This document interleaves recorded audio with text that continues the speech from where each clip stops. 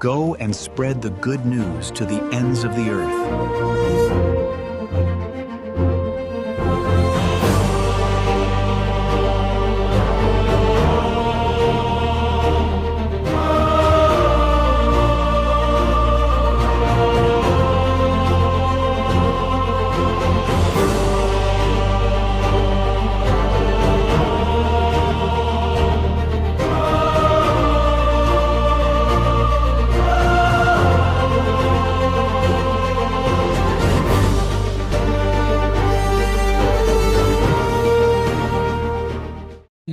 ప్రియమైన సహోదరి సహోదరులారా, దేవుని ప్రియబిడ్డలారా, ఆగమన కాలపు 3వ ఆదివారపు దైవారాధనకు ఈ వాక్య పరిచర్యకు స్వాగతం పలుకుతూ ఉన్నాను. మత్తయి శుభవార్త 11వ అధ్యాయము 2 మరియు 3 వచనాలను ఒకసారి చదువుకుందాం. ఎవరైనా మైక్ ఉన్నవారు కొంచెం గట్టిగా చదవండి. చెరసాలలో ఉన్న యోహాను క్రీస్తు కార్యకలాపములను గురించి విని శిష్యులను ఆయన యొద్దకు పంపెను. ఎవరి శిష్యులను? యోహాను శిష్యులను, తన శిష్యులను ఆయన వద్దకు పంపెను. తర్వాత రాబోవు వాడవు నీవేనా, లేక మేము మరి ఒకని కొరకు ఎదురు గురించి ఎదురు చూడవలెనా అని యోహాను ఆజ్ఞ ప్రకారము వారు యేసుని ప్రశ్నించిరి. దేవుని యందు ప్రియులారా, ఒక్కసారి మీ అందరి ఆలోచనలు మనస్సు ఇక్కడ పెట్టండి. Something strange is taking place. ఒక విచిత్రమైనది లేదంటే ఒక బాధాకరమైనది సంఘటన ఇక్కడ జరుగుతుంది. దాన్ని సింపుల్గా చెప్పుకోవాలంటే the faith crisis of John the Baptist. బప్తిస్మ యోహాను యొక్క విశ్వాస పరీక్ష. అసలు బప్తిస్మ యోహాను ఎవరు? ప్రభు చెప్తున్నట్లుగా, మీరు ఎడారికి ఎందుకు వెళ్ళారు? రాజును చూడడానికి వెళ్ళారా? రాజులు రాజమందిరాల్లో ఉంటారు కదా, ఎడారిలో ఉండరు కదా. ఓహో, మీరు ప్రవక్తను చూడడానికి వెళ్ళారా? అవును, ప్రవక్తను కాదు కదా, ప్రవక్త కంటే గొప్పవాడిని మీరు ఎడారిలోకి చూడడానికి వెళ్ళారు. ఎవరండి బప్తిస్మ యోహాను? ప్రవక్తల కంటే గొప్పవాడు, ప్రవక్తలందరిలో కల్లా గొప్పవాడు. ప్రభు అంటున్నారు, మానవ పుట్టుక పుట్టిన వారిలో బప్తిస్మ యోహాను కన్నా గొప్పవాడు మరి ఒకడు లేడు అంట. యేసు ప్రభు సర్టిఫికేట్ ఇస్తున్నారు. ఎంత గొప్పవాడండి బప్తిస్మ యోహాను. బప్తిస్మ యోహాను జననము గురించి దూత సరాసరి వచ్చి జకర్యాకు దేవాలయంలో చెబుతుంది.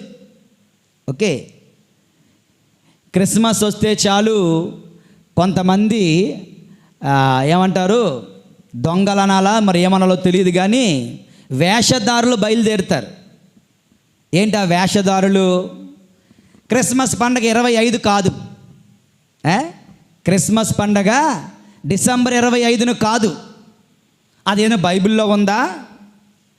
25ను జరుపుకోకూడదు అంటారు. మొట్టమొదటి ఆలే స్టార్ కట్టేసేది, మళ్ళీ మొట్టమొదటి ఆలే లైటింగ్లు పెట్టేసేది. ఓకే, బప్తిస్మ యోహాను పుట్టుకను బట్టి యేసు ప్రభు పుట్టుక కరెక్ట్గా సెట్ అవుతుంది. బప్తిస్మ యోహాను పుట్టుక ఎలా తెలుస్తుంది? అదిగో ఆ తండ్రి జకరియా దేవాలయంలో సేవ చేస్తున్నాడు. దేవాలయంలో సేవ చేసే వాళ్ళకి డ్యూటీస్ ఉంటాయి. ఈ రోజు నుంచి ఈ రోజు వరకు ఇతను ఉద్యోగం అని. సో జకర్యాకు ఎప్పుడు దేవాలయంలో సేవ చేశాడో క్లియర్గా రిజిస్టర్ ఉంది. అప్పటి నుంచి 9 నెలలు లెక్కేస్తే జూన్ 24 బప్తిస్మ యోహాను పుట్టాడు. అక్కడి నుంచి 6 నెలలు లెక్కేస్తే డిసెంబర్ 25. మరియ తల్లికి మంగళవార్త చెప్పిన పండగ మార్చి 25. మార్చి 25 డిసెంబర్ 25 కరెక్ట్గా 9 నెలలు పక్కా.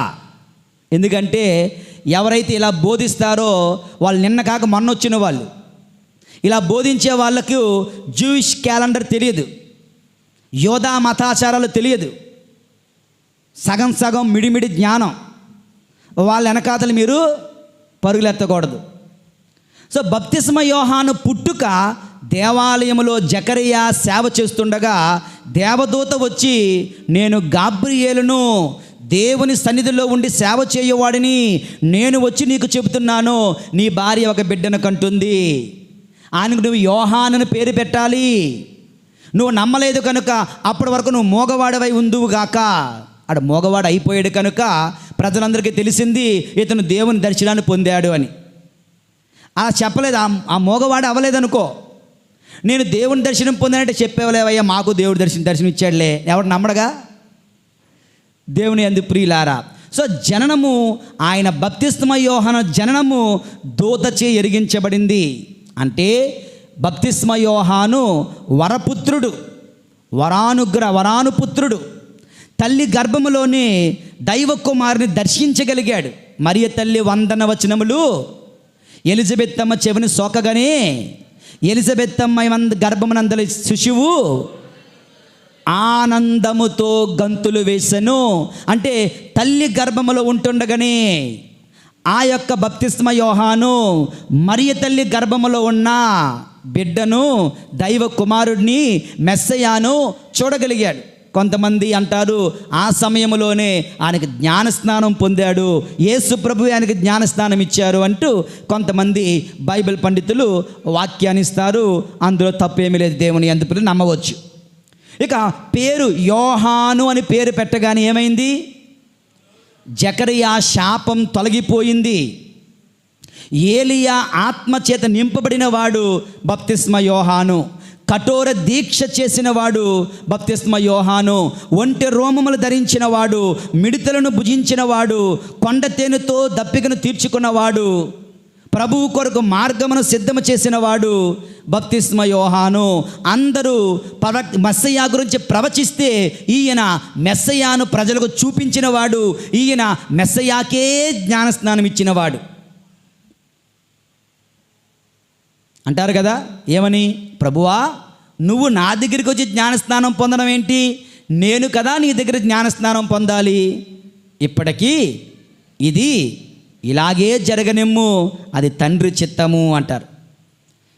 మెస్సయాకు జ్ఞానస్నానం ఇచ్చిన గొప్పవాడు బప్తిస్మ యోహాను. ఈ అందరూ మెస్సయా గురించి ప్రవచనాలు ఉంటే బప్తిస్మ యోహాను గొప్పతనం ఏంటో తెలుసా? బప్తిస్మ యోహాను గురించి కూడా ప్రవచనాలు ఉన్నాయి. ఏమని?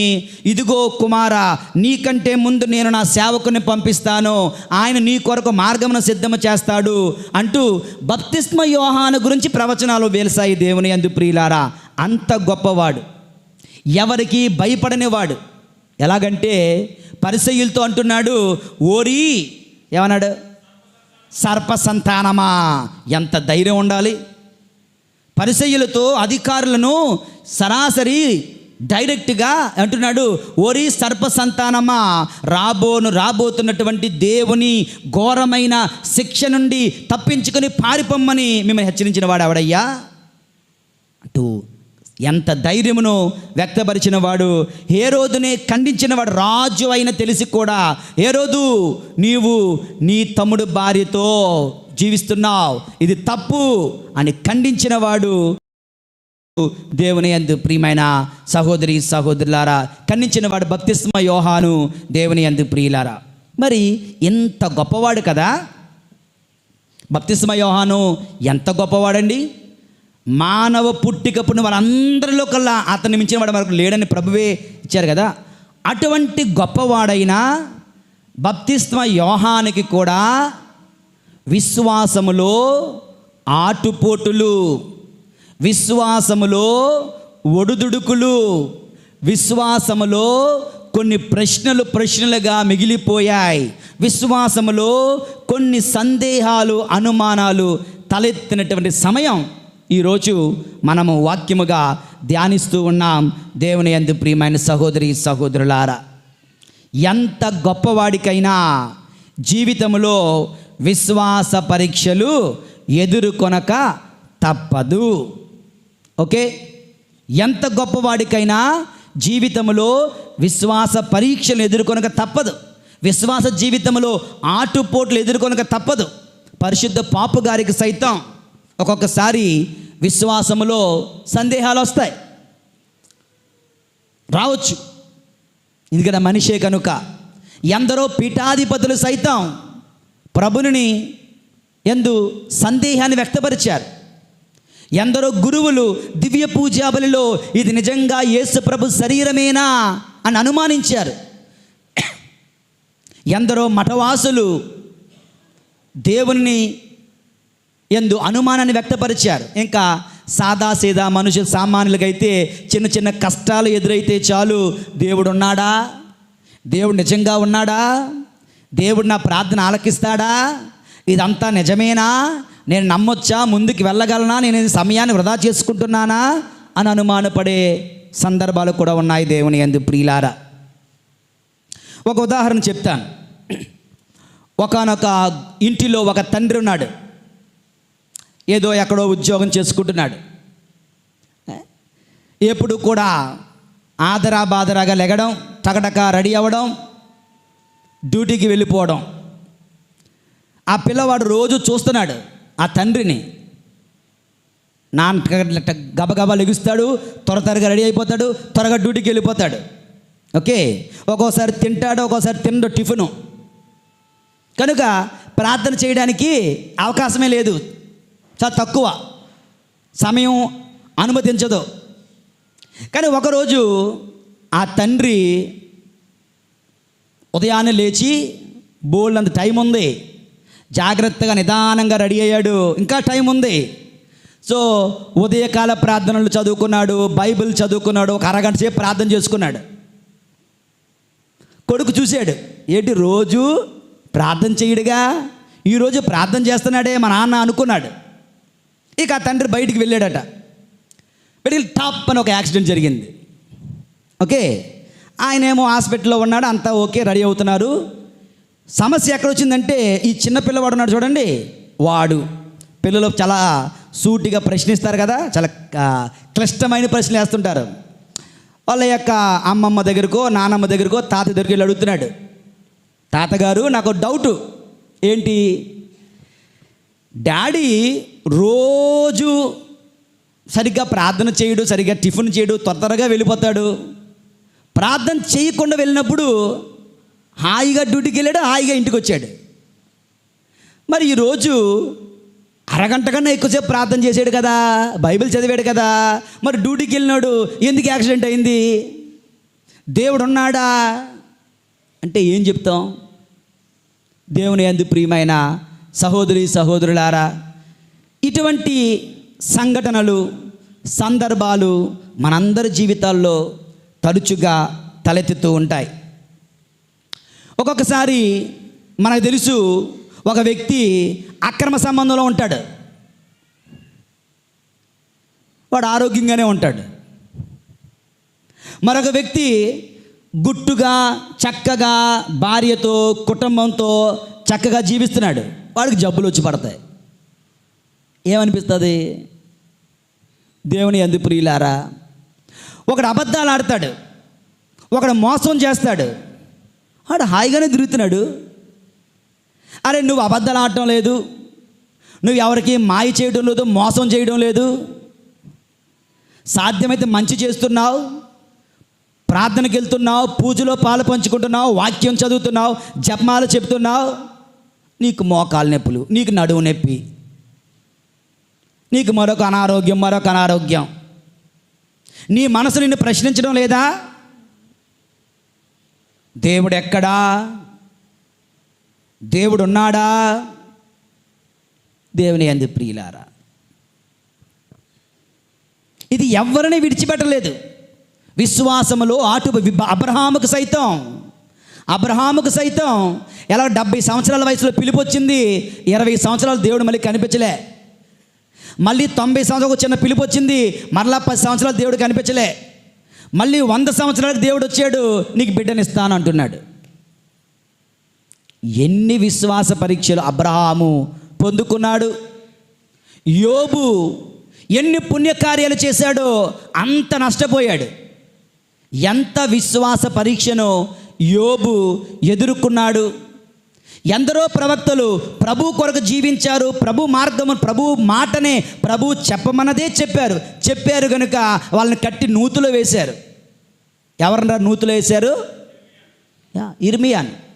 నేను బైబిల్ క్విజ్ పంపించాను, వచ్చింది అందరికీ. 100 ప్రశ్నలు అందులో ఉంది. ఇది ఏ ప్రవక్తను కాళ్ళు చేతులు కట్టి నూతులో వేశారు? ఇర్మియాను.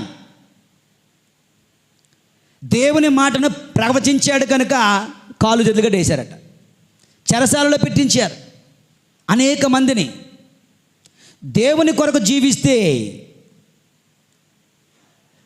ఆత్మీయంగా జీవిస్తే అనుమానాలు, విశ్వాస పరీక్షలు ఎదుర్కోవాలి. అది బప్తిస్మ యోహానుకు కూడా తప్పలేదు. ఈరోజు అదే జరుగుతుంది దేవుని యందు ప్రియులారా. అందుకని ఏమంటున్నాడు అతనంట, దేవుని యందు ప్రియులారా, ఒకసారి వాక్యం చదవండి. చెరసాలలో ఉన్నాడు. చెరసాలలో ఉన్న యోహాను ఎక్కడున్నాడు? చెరసాలను యోహాను. తర్వాత క్రీస్తు కార్యకలాపములను గురించి విన్నాడు. ఏం కార్యకలాపాలండి? ఏం కార్యకలాపాలు? చెవిటివారు వింటున్నారట, మోగవారు మాట్లాడుతున్నారు. ఆయన ప్రేమను పంచుతున్నాడు, ఆయన సమాధానంగా ఉన్నాడు, ఆయన వినమ్రుడిగా ఉన్నాడు. ఇది అతనికి అర్థం కాలే. ఈరోజు మొదటి పట్టణం చూడండి ఒకసారి, దేవుని యందు ప్రియులారా. మొదటి పట్టణం తెరిస్తే యోషియా గ్రంథము 35వ అధ్యాయము 4వ వచనం చదవండి. ఆకాశ సూర్యచంద్ర నక్షత్రములు నాశనమగును. మీరు ధైర్యము తెచ్చుకొనుడు. ఎవరు నాశనం అయిపోవాలమ్మా? మీరు ధైర్యమును తెచ్చుకొనుడు, భయపడకుడు, శత్రువులకు ప్రతీకారము చేయుటకును, విరోధులను శిక్షించి ఆ విరోధులను శిక్షించి మమ్మల్ని కాపాడుటకును దేవుడు వచ్చుచున్నాడని మీరు నిరుత్సాహం చెందిన వారితో చెప్పండి. ఇప్పుడు ఎవరు నిరుత్సాహంతో ఉన్నారు? యోహాను. ఎక్కడున్నాడు? చెరసాలలో. ఆయన శత్రువు ఎవరు? హేరోదు. యేసుప్రభు ఏం చేయాలి? హేరోదుతో ఫైటింగ్ చేయాలి. యేసుప్రభు ఏం చేయాలి? యోహాను తరపున ప్రతీకారం తీర్చుకోవాలా. యేసుప్రభు ఏం చేయాలి? చెరలో ఉన్నటువంటి యోహానును విడిపించాలి. మరి యేసుప్రభు చెయ్యలే. హేరోదుతో యుద్ధం చేశాడా? చేయలేదు. యోహానును విడిపించలేదు. కనుక మన వాడికి డౌట్ వచ్చేసింది, అయ్యా రానున్న మెస్సయ్యావు నువ్వేనా? ఇంకా మేము ఎవరి కోసమైనా ఎదురు చూడాలా? ఎందుకంటే మెస్సయ్య వచ్చినప్పుడు బందీలను విడిపించును అన్నావు, నేను బందీగా ఉన్నాను, నన్ను విడిపించలేదేమి? కరెక్టే కదా అతని డౌటు. రెండవది, దేవుని యందు ప్రియులారా, రీజన్ నెంబర్ 1, అతనిని బందీగా విడిపించలేదు కనుక అతను అనుమానపడ్డాడు, ఈ ప్రశ్న వేశాడు. రెండవది, అతను ఏమని చెప్పాడు? నేను పోయిన ఆదివారం మనం చదువుకున్నాం. ఇదిగో ఏంటి సిద్ధంగా ఉంది? గొడ్డలు సిద్ధంగా ఉంది. ఎక్కడ ఉన్నదంట? చెట్టు మొదలను సిద్ధంగా ఉందంట. ఏం చేస్తుందంట? పండ్లు ఇచ్చావా? ఉంచుతా. పండ్లు ఇవ్వలేదా? నరుకుతా. అంటే యేసు ప్రభు కత్తిని పట్టుకొని రావాలి కదా, గొడ్డలిని పట్టుకొని రావాలి కదా. చేట సిద్ధముగా ఉన్నది తూర్పారబట్టుటకు. ఏం చేస్తా? పోగు మొత్తానేసి కాల్చేస్తా.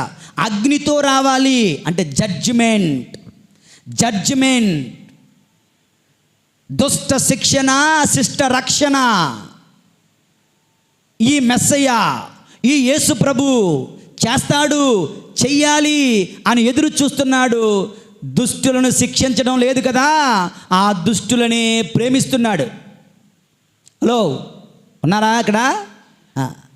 దుష్టులను శిక్షించలేదు కదా, ఆ దుష్టులనే ప్రేమిస్తున్నాడు.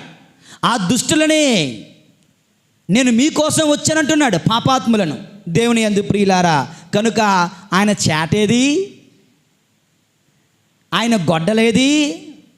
చేట అంటే ఏంటి తెలుసా? మలయాళంలో ఏటట తెలుసా? ఎంత చేట? ఏడి అంటే ఏడి? అన్నయ్యో ఏదో అన్న. చేచి అంటే చెల్లి, అక్క.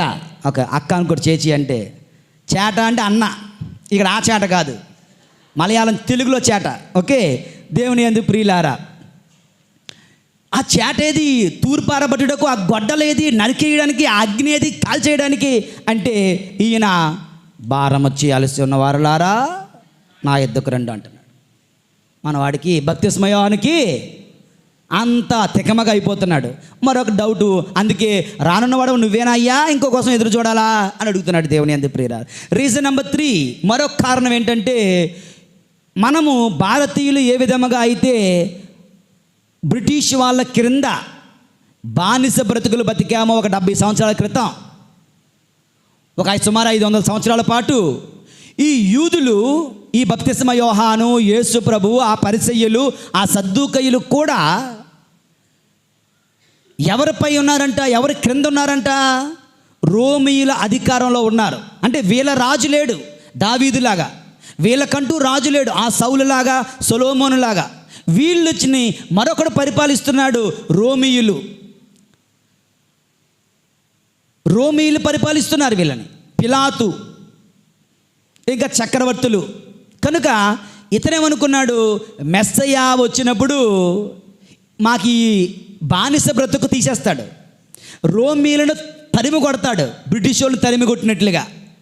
అప్పుడు మనం ఈయన రాజు అవుతాడు, దావీదులాగా రాజు అవుతాడు.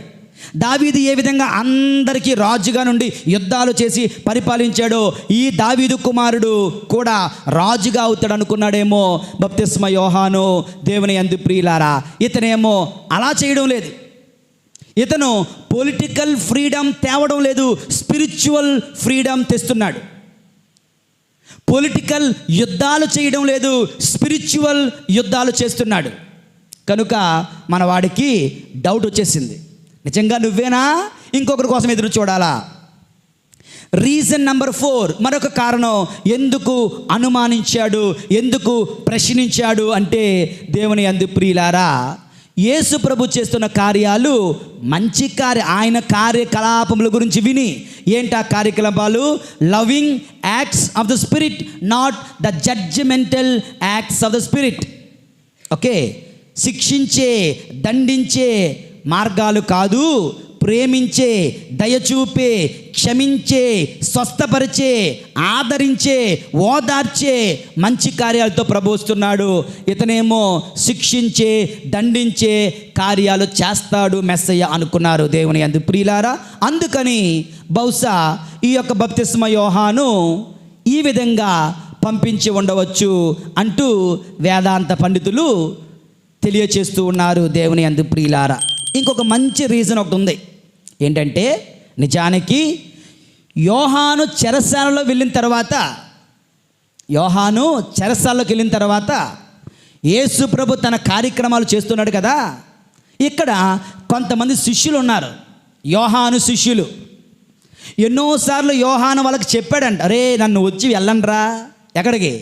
యేసు ప్రభు దగ్గరికి వెళ్ళండి, యేసు ప్రభుని అనుసరించండి అంటే, లేదు మీరే మా నాయకుడు, మీరే మా లీడరు, మీరు మళ్ళీ బయటకు వస్తారు, మీకోసం ఎదురు చూస్తున్నాం. వీళ్ళు వెళ్ళడం లేదు, అటాచ్మెంట్ ఎక్కువైపోయింది. వీళ్లకు బుద్ధి నేర్పించడం కోసం యోహాను తన శిష్యులకు ఈ యొక్క అంటుకొని జీవించడం, యోహానుని, మనుషులను, ప్రవక్తలను, దైవ కుమారుని అంటుకొని జీవించండి, నన్ను అనుసరించడం మానండి, దైవ కుమారుని అనుసరించండి, మెస్సయ్యాను అనుసరించండి అని వాళ్ళందరినీ కూడా తనను విడిచి వెళ్ళమని, తనను విడిచిపెట్టమని, తనను మరిచిపోమ్మని ఏం చేస్తున్నాడు? యేసు ప్రభుని అనుసరించాలంటే మీరు వెళ్ళి అడగండి, నా మాటగా మీకే తెలుస్తుంది అక్కడ ఏం జరుగుతుందో అని చెప్పి వాళ్ళని పంపించగా, అప్పుడు ఎవరెవరైతే ఇంకా బప్తిస్మ యోహానుకు అంటి పెట్టుకున్నటువంటి శిష్యులు వెళ్ళి చూచి తెలుసుకున్నారో, అప్పుడు వాళ్ళు సైతం యేసు ప్రభుని అనుసరించడం మొదలుపెట్టారండి దేవుని యందు ప్రియులారా. ఈ ప్రాబ్లం మనకు కూడా ఉంటుంది చాలాసార్లు. ఫాదర్ గారండి మీరు పూజ చేయకపోతే పూజ చూసినట్టే లేదు. అమ్మా ఆపండి ఆ సోది కబుర్లు. ఎందుకంటే ఇక్కడ పూజ చేసేవాడు నిమిత్త మాత్రుడు. ఎవరు వచ్చి పూజ చేసినా యేసు ప్రభు పూజ చేస్తున్నాడు, ఫాదర్ గారు పూజ చేయడం లేదు. సౌండ్ మారొచ్చు కాక, ఒకడు పొడవుగా ఉంటాడు, ఒకడు పొట్టిగా ఉంటాడు, ఒకడు గట్టిగా ఒకడు నెమ్మదిగా మాట్లాడతాడు, ఒకడు తెల్లగా ఉంటాడు, ఒకడు నల్లగా ఉంటాడు, ఒక లావుగా ఉంటాడు, ఒక బక్కడగా ఉంటాడు. రూపాలు మారుతాయేమో, యేసు ప్రభు మారడు. ఓకే, ఇప్పుడు నేను ఇక్కడి నుంచి ట్రాన్స్ఫర్ అయ్యి అక్కడికి వెళ్ళాను అనుకో, నా మీద ప్రేమతో మీరు అందరూ అక్కడికి రావాల్సిన అవసరం లేదు. తప్పది. చాలాసార్లు ఈ ఫాదర్ గారి మీద కోపం అయితే అక్కడికి వెళ్ళిపోతాం. ఈ ఫాదర్ గారిలో యేసు ప్రభు చూడలేని వాడికి ఆ ఫాదర్ గారిలో యేసు ప్రభు ఉండడు. విగ్రహారాధన అవుతుంది అది. ఏంటి విగ్రహారాధన? నువ్వు నీ ఈగోను సాటిస్ఫై చేసుకుంటున్నావు, నువ్వు నీ అహంకారాన్ని సాటిస్ఫై చేసుకుంటున్నావు. నువ్వు ఎవరిని ఆరాధిస్తున్నావు? నిన్ను నువ్వు ఆరాధించుకుంటున్నావు, నీ అహంకారాన్ని ఆరాధిస్తున్నావు. అందుకే గురువుగా చూడొద్దు, గురువుని క్రీస్తుగా చూడగలగాలి. గురువును క్రీస్తుగా చూడగలిగితేనే క్రీస్తులో ఆ దైవత్వం నీకు చూడగలుగుతావు. నువ్వు ఆ ఫస్ట్ స్టెప్పే మిస్ అయితే, ఇప్పుడు చూడ లెక్కలు వేస్తున్నప్పుడు సూత్రం తప్పైతే లెక్క మొత్తం తప్పే. ఇల్లు కడుతున్నప్పుడు పునాదులు తప్పేసాడు అనుకో, ఇల్లంతా పక్కెళ్ళిపోవడం అని తప్పదు, ఇంక మనకు మార్గం లేదు. దేవుని యందు ప్రియమైన సహోదరి సహోదరులారా, వీళ్ళు మనం ఏ విధంగా అయితే గురువులను అంటి పెట్టుకుని వెళ్తామో, ఒక్కొక్కసారి మనుషుల్ని ఆరాధిస్తుంటామో, ఒక్కొక్కసారి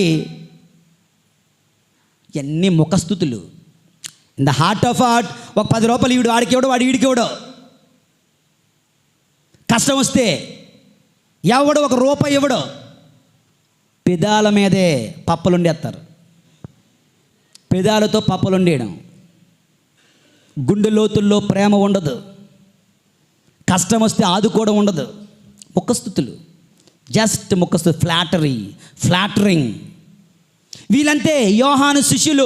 యోహాన్ని పట్టుకుని వేలాడుతున్నారు. నువ్వే మా గురువు గారండి చెప్తున్నాడు. మా యోహాను నన్ను విడిచి వెళ్ళండి, దైవ కుమారుడి దగ్గరికి వెళ్ళండి, మెస్సయాని దగ్గరికి వెళ్ళండి, మీరే చూస్తారు వెళ్ళి అంటూ వాళ్ళని పంపిస్తున్నాడు. దేవుని యందు ప్రియమైన సహోదరి సహోదరులారా, ఇది పక్కన పెడితే మనము ధ్యానించాల్సింది బప్తిస్మ యోహాను ఎంత గొప్పవాడైనా అతను సైతం విశ్వాసములో కుంటిపడ్డాడు, విశ్వాస పరీక్షను ఎదుర్కొన్నాడు. అందులో ఆయన గెలిచాడు. కనుకనే యేసు ప్రభు క్లియర్గా చెప్తున్నారు, ఆయన మించిన వాడు లేడు, ఆయన కన్నా గొప్పవాడు లేడు, ఆయన పరలోక రాజ్యంలో గొప్పవాడు అంటూ ప్రభు చెప్తున్నారు. యోహాను విశ్వాసంలో పరీక్షను పొందుకున్నాడు, పరీక్షలో నెగ్గాడు. ఏ విధంగా నెగ్గాడు? దేవుని యందు ప్రియులారా, ఆయన పద్ధతి మనం నేర్చుకోవాలి. ఏంటంటే మనం నేర్చుకోవాల్సింది మొట్టమొదటిది, God does not act according to our mind set, he has his own ways and methods. దేవుడు నీవు అనుకున్నట్టు పనులు చెయ్యడండి. దేవుని యొక్క ఆలోచనలు వేరు, మన ఆలోచనలు వేరు, మన ప్రణాళికలు వేరు, దేవుని ప్రణాళికలు వేరు. నువ్వు కోరుకున్నట్లు ప్రభు నడుచుకోడు, కానీ చిట్ట చివరికి నువ్వు కోరుకున్నది మంచిదైతే అది నీకు ఇచ్చి తీరుతాడు. కనుక బప్తిస్మ యోహాను అనుకున్నట్లు గొడ్డలు పట్టుకొని రావాలి, అగ్ని పట్టుకొని రావాలి, చేట పట్టుకొని రావాలి, శిక్షించడానికి రావాలి, దండించడానికి రావాలి అనుకున్నాడు. అది లోకాంత్యమున జరుగుతుంది. ఇప్పుడు ఎందుకు వచ్చాడు? ప్రేమను వ్యక్తపరచడానికి, ప్రేమను పంచడానికి. దేవుని యందు ప్రియులారా, ఆ విధంగా బప్తిస్మ యోహాను అర్థం చేసుకున్నాడు. నా ఆలోచనల ప్రకారం ప్రభువు నడుచుకోరు, ఆయన ఆలోచనలకి నా ఆలోచనలకి, ఆయన ప్రణాళికలకు నా ప్రణాళికలకు భూమికి ఆకాశం ఎంత ఎత్తుగా ఉన్నదో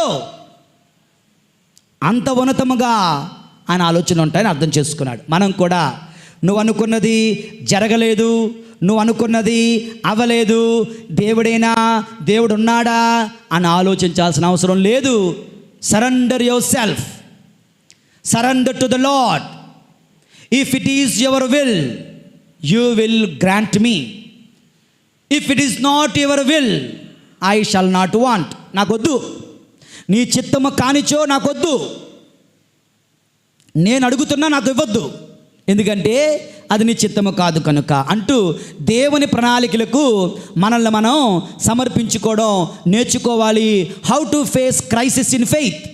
నీ జీవితంలో, నీ విశ్వాస జీవితంలో నువ్వు ఏమైనా ఇటువంటి ఇబ్బందులు, కష్టాలు ఎదుర్కొంటే దేవునికి సమర్పించుకోండి. దేవుని యందు ప్రియులారా, ప్రభువా నా చిత్తము కాదు నీ చిత్తమే జరగనిమ్ము. యేసు ప్రభు సైతం ఈ హ్యాడ్ దిస్ ఫెయిత్ క్రైసిస్. ఎక్కడ? గెత్సెమనీలో ఏమని ప్రార్థన చేశాడు? ఓ దేవా, నీ చిత్తమైనచో ఈ పానపాత్రమును నా నుండి తీసివేయము, కానీ నా చిత్తము కాదు తండ్రి, నీ చిత్తమే జరగనిమ్ము.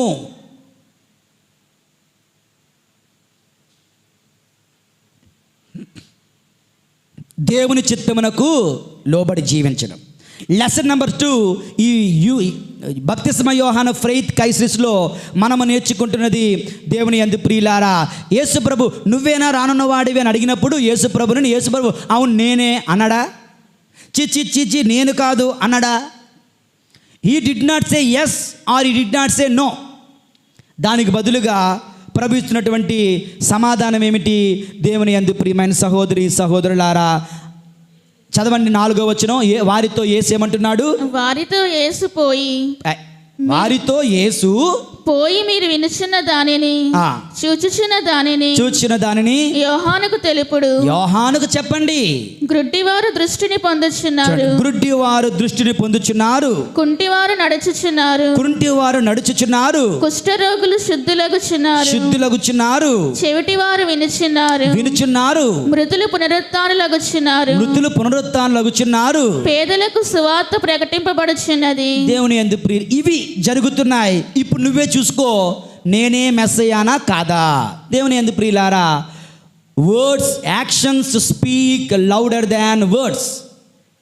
ఓకే, యాక్షన్స్ స్పీక్ లౌడర్ దాన్ వర్డ్స్. మన చేతలు మాటల కంటే గట్టిగా మాట్లాడతాయి, ప్రకటిస్తాయి. మనం కూడా ఆ ప్రభుని ప్రేమించడంలో నోటి మాటలలో కాకుండా చేతలలో, జీవితములో ఆ ప్రభుని ప్రేమించడం నేర్చుకోవాలి.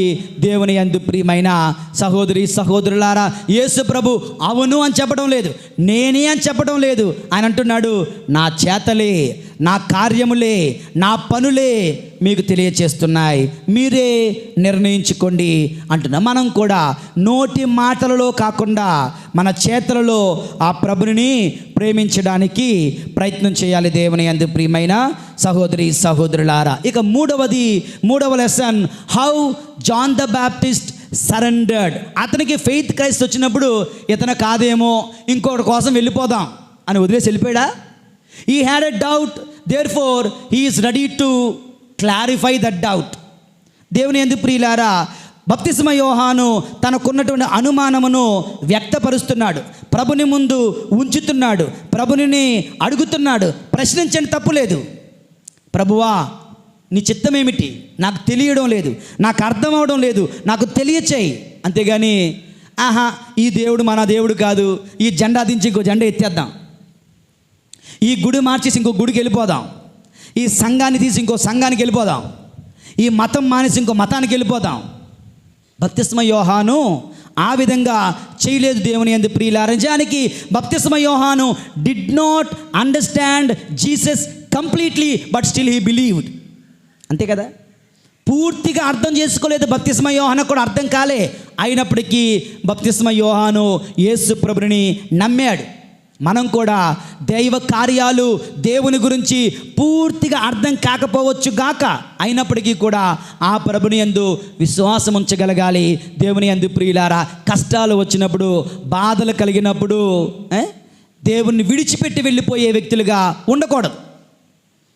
కొంతమంది దేవుడి మీద అలుగుతారు, దేవుడి మీదే అలుగుతారు. శ్రీసభ చట్ట వ్యతిరేకంగా వెళితే శ్రీసభ చట్టము ప్రకారం ఏదో ఒక చిన్న పాప పరిహారం భుజాల మీద వేస్తాం, నన్నే శిక్షిస్తారు, అది గుడికి రాను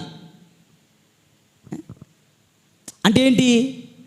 you are not ready to accept the penance. పాప పరిహారం స్వీకరించడానికి ఇష్టపడటం లేదు, సిలువను ఎత్తుకోవడానికి ఇష్టపడటం లేదు. దేవుని యందు ప్రియమైన సహోదరి సహోదరులారా, ఆపద వేళల్లో, ఇబ్బందుల వేళల్లో, సందేహాల వేళల్లో ఆ ప్రభుని యందు నమ్మకం ఉంచాలి. ఈ రోజున దేవుని యందు ప్రియమైన సహోదరి సహోదరులారా, బప్తిస్మ యోహాను యొక్క ఫెయిత్ క్రైసిస్ గురించి మనం నేర్చుకున్నాం. బప్తిస్మ యోహాను యొక్క విశ్వాస పరీక్ష గురించి మనం తెలుసుకున్నాం. ఎంత గొప్పవాడైనా బప్తిస్మ యోహాను సైతము విశ్వాసములో, యేసు ప్రభు విషయంలో సందేహించవలసి వచ్చింది. అయితే ఆ సందేహాన్ని ఆయన చక్కగా జయించాడు. ఆ పరీక్షను ఆయన గెలిచాడు.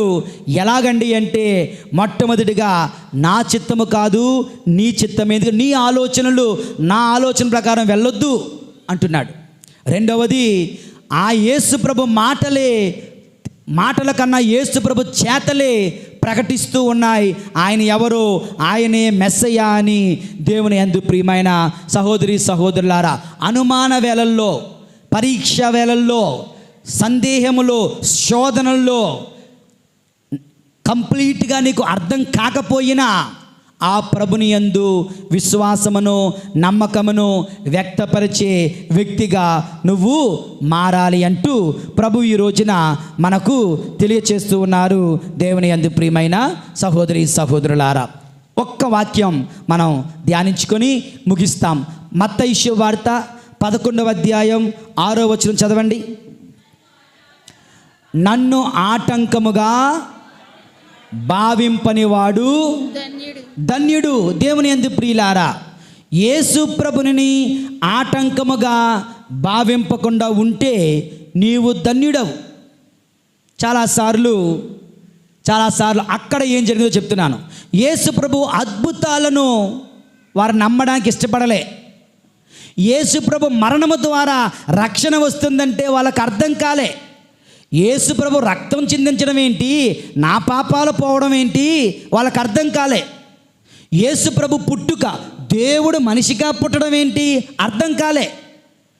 వర్జిన్ బర్త్, నిష్కలంక జన్మ, మరియ తల్లి కన్నికగా ఉంటూనే తల్లి అయ్యింది, వాళ్ళకి అర్థం కాలే చాలామందికి. ఈజ్ డిమాండ్ ఫర్ సెల్ఫ్ డినేయల్, అనగా నన్ను అనుసరించాలంటే తన్ను తాను త్యజించుకోవాలి అన్నది అర్థం కాలే. మొదటివాడు కావాలంటే వెనకాతల వాడవ్వాలి, గొప్పవాడివి కావాలంటే నిన్ను తగ్గించుకోవాలి, యజమానివి కావాలంటే సేవకుడు అవ్వాలి. ఆయనకు అర్థం కావడం లేదు, చాలామందికి అర్థం కాలే. గురువు, బోధకుడు కాళ్ళు కడగడం ఏంటి? దేవుని యందు ప్రియులారా, ఇవన్నీ అయినప్పటికీ కూడా చాలామంది ఇదిగో నేను ఈ లోకము జీవించుటకు ఇచ్చు ఆహారము ఏంటట, నా శరీరం, నా రక్తం అంటే ఈయనెవరండి బాబు? ఏమంటున్నారు? మేమేమైనా నరమాంస భక్షకులమా? ఆయన శరీరాన్ని తినమంటాడేంటి? ఆయన రక్తాన్ని తాగమంటాడేంటి? ఈ మాటలు కర్ణ కఠోరములు, ఎవడు వీటిని నమ్మగలడు? విడిచిపెట్టి వెళ్ళిపోయారు. అంటే యేసు ప్రభుని ఆటంకంగా వాళ్ళు భావించారు. మన సంగతి ఏంటి? దేవుని యందు ప్రియులారా, మన సంగతి కూడా సేమ్ టు సేమ్. తెలుసా? చెప్పనా? మొట్టమొదటిగా నువ్వు జపమాలు చెబితే తుర్రుమని ఒకడు వస్తాడు. అదిగో నువ్వు జపమాలు చెప్తున్నావు, నువ్వు మరి తల్లిని ఆరాధిస్తున్నావు, జపమాలు తీసి దాచేసుకుంటావు. అవునా? ప్రభుని ఆటంకంగా భావిస్తున్నావు. బైబిల్ పట్టుకొని వెళ్తే బైబిల్ దాచేసుకొని వెళ్తుంటాం, కనిపించకూడదు ఎందుకోళ్ళకి. వీడు బైబిల్ పట్టుకొని వెళ్తున్నాడు రా అంటే నువ్వు అవమానంగా ఫీల్ అవుతావు. అందుకే మేము బైబిల్ పట్టుకురాంగా అని కొందరు. యేసు ప్రభుని ఆటంకముగా భావింపని నరుడు ధన్యుడు. ఓకే, మరి తల్లిని స్వరూపాన్ని భుజాల మీద ఎత్తుకోవడానికి కొంతమందికి సిగ్గు. నేనేంటి మొయ్యడం ఏంటి? క్రిస్మస్ పండుగ వస్తుంది, ఈస్టర్ పండుగ వస్తుంది, గుడి పండుగ వస్తుంది, ఇల్లు తుడుద్దామా, అది ఇల్లు కాదు సారీ దేవాలయం తుడుద్దామా, క్లీన్ చేద్దామంటే నేను ఎవరో తెలుసా? నా ఇంటి దగ్గర నాకు 3 పని మనుషులు, నేను చీపురు పట్టుకోవడం ఏంటి? దివ్య సత్ప్రసాద ప్రభుని ముందు మోకరించడం, ప్రభుని ముందు ఆ అప్పం ముందు మోకరించడం ఏంటి? దివ్య మందసాన్ని ఆరాధించడం ఒకసారి ఆటంకంగా భావిస్తున్నావేమో. ఓకే, కథోలిక సాంప్రదాయాలను ఆటంకంగా భావిస్తున్నావేమో. గురువు ముందు మోకరించి పాప సంకీర్తనం చేయడానికి ఆయన మనిషే, నేను మనిషే. ఒక మనిషి దగ్గరికి వెళ్ళి పాపక్షం చేయడం అంటారు జనాలు. చాలామంది ఈ పిల్లలు, కాలేజీకి వెళ్తున్న పిల్లలు, చాలామంది కేటకిజం పిల్లలు వచ్చి అంటున్నారు, ఫాదర్ గారండి మా స్కూల్లో మా ఫ్రెండ్స్ అందరూ అంటున్నారు మీరు మరీ తల్లిని పూజిస్తున్నారు ఎందుకు అని అంటూ నేను ఏం చెప్పాలండి? కొంతమంది అంటాడు క్రిస్మస్ 25ని కాదంట, బైబిల్లో లేదంటే కదా, మరి నేనేం చెప్పాలండి? పాస్టర్లు చిన్నప్పటి నుంచే వాళ్ళ బ్రెయిన్ తిప్పొదిలేస్తారు. ఓకే, తిప్పొదిలేయడం వల్ల నువ్వు ఎంత చెప్పినా వాళ్ళకి ఎక్కదు. ఇంకా మనలో చాలామంది ఉన్నారు, ఇది వేషాలు వేసుకొని, కథోలిక వేషం వేసుకొని పక్కా ప్రొటెస్టెంట్లుగా కథోలిక విశ్వాసాలకు వ్యతిరేకంగా జీవిస్తున్న వాళ్ళు ఉన్నారండి. నాకు తెలుసు. దేవుని యందు ప్రియులారా, కథోలిక సాంప్రదాయాలను, దివ్య సత్ప్రసాదమును, పరిశుద్ధ జపమాలను, దివ్య పూజాబలిని, పాప సంకీర్తనము, ఇతర దివ్య అనుగ్రహములు, దివ్య సంస్కారములను ఆటంకంగా భావింపని నరుడు ధన్యుడు. నువ్వేమన్నా వీటిని ఆటంకంగా భావిస్తున్నావా? అవమానంగా భావిస్తున్నావా? అయితే నువ్వు ధన్యుడు కాలేవు. కనుక క్రీస్తుని బట్టి ధైర్యంగా ఉందా, క్రీస్తుని బట్టి సంతోషంగా ఉందా, మన విశ్వాసమును బట్టి గర్వపడదాం. దేవా నీవు నాకు ఇచ్చిన ఈ భాగ్యమును బట్టి నీకు వందనాలు అని. మన రోజున పాప సంకీర్తనలు జరిగాయి గడిచిన వారాలలో. గ్రామాలలో 3 గ్రామాలలో కూడా నేను చెప్పడం జరిగింది. ప్రపంచంలోకెల్లా అత్యంత అదృష్టవంతుడు ఎవడైనా ఉన్నాడు అంటే ఈజ్ జస్ట్ ఏ క్యాథలిక్, కథోలికుడు మాత్రమే. Why father? ఎలాగండి, ఎందుకండి అంటారా? నిన్నే మళ్ళా ఎక్కడో ఒక చిన్న వీడియో చూసా. ఒక టీచర్ గారు వచ్చి అంటున్నారు, ఏమని, ఈ గ్లాస్ బరువు ఎంత అన్నారు. అది 250 గ్రాములు, 500 గ్రాములు అన్నారు. ఒకడేమో లేదు వాటర్తో అయితే ఒక 700 గ్రాములు ఉంటుంది, ఒక ఇలాగ చెప్తా ఉన్నారన్నమాట. టీచర్ అంటాడు, ఇది ఎంత బరువు అన్నది ముఖ్యం కాదు. ఏంటి ముఖ్యం? ఎంతసేపు ఎత్తి పట్టుకుంటున్నావు అన్నదే ముఖ్యం. ఓకే, ఇది 1 నిమిషం పట్టుకుంటే ఏం కాదు, 1 గంట పట్టుకుంటే చెయ్యి లాగేస్తూ ఉంటుంది, రోజంతా పట్టుకుంటే చెయ్యి చచ్చిపడిపోద్ది. ఏం చేయాలి? బరువేం మారలే, కానీ ఎంతకాలం ఎత్తి పట్టుకున్నావో దానిని బట్టి దాని బరువు పెరుగుతుంది లేదా తగ్గుతుంది. బెస్ట్ థింగ్ ఏం చేయాలి? ఈ బరువును మోతం కాదు, బరువును కిందన పెట్టాలి. ఓకే, బరువును కిందన దించాలి. ప్రపంచంలో అత్యంత అదృష్టవంతుడు కథోలికుడు మాత్రమే, ఇక ఎవడో కాదు బల్లగుద్ది చెప్పొచ్చు. ఎందుకంటే ఎవడు పాపము కట్టుకున్నా ఆ పాపముతో వాడు చచ్చినంత వరకు జీవించాల్సిందే, బతకాల్సిందే. చచ్చినంత వరకు ఆ పాపపు బరువు భారంతో వాడు బతకాల్సిందే. కానీ కథోలికుడు అయితే నువ్వు పాపము చేసిన రాజునే పరుగున వెళ్ళి, దేవా నేను పాపిని, నన్ను కరుణించండి, నీ పాపాన్ని గురువు ముందు అప్పగించి గురువిచ్చే పాప పరిహారాన్ని స్వీకరించి you can put down your burden of sin and you can refresh your life, restart your life. దేవుని యందు ప్రియులారా, ఇంతకు మించి మరి ఇటువంటి దివ్య సంస్కారాలను బట్టి ఏడని అంటాడు, నువ్వేంటి ఆ వ్యక్తి ముందు పాపాలు ఒప్పుకుంటున్నావు, నా నిమిత్తము నన్ను ఆటంకంగా భావింపని నరుడు ధన్యుడు. క్రీస్తు కథోలిక సాంప్రదాయాలను ఆటంకంగా భావించి ధన్యతను కోల్పోకుండా వీటిని గర్వపడుతూ ధన్యులుగా జీవిద్దాం. పరిశుద్ధుడైన దేవుడు మనం దీవింతురుగాక. పితా పుత్ర పరిశుద్ధాత్మ నామమున అందులో